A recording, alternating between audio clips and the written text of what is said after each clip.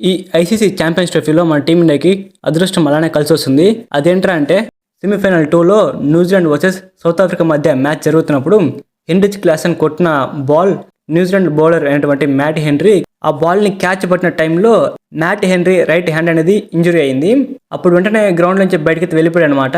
కానీ వెంటనే వచ్చి మళ్ళీ బౌలింగ్ వేశాడు. మళ్ళీ వచ్చి బౌలింగ్ వేసినప్పటికీ కూడా అంత ఎఫెక్ట్ అయితే చూపించలేకపోయాడు. ఆ ఇంజురీ ఇంపాక్ట్ అనేది పెద్దది అవడంతో ఫైనల్లో మ్యాట్ హెన్రీ న్యూజిలాండ్ ప్లేయింగ్ 11లో ఉండే అవకాశం లేదని న్యూజిలాండ్ మేనేజ్మెంట్ అయితే తెలిపింది.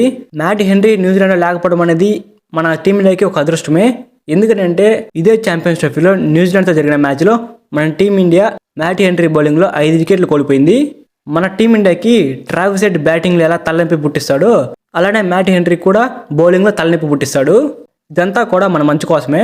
ఛాంపియన్స్ ట్రోఫీ ఫైనల్ మ్యాచ్లో మన టీమిండియానే గెలవాలని కామెంట్ బాక్స్లో ఇండియాని కామెంట్ చేయండి. ఇలానే మీరు డైలీ క్రికెట్ అప్డేట్స్ అనేవి తెలుసుకోవాలంటే మన ఛానల్ని సబ్స్క్రైబ్ చేసుకోండి.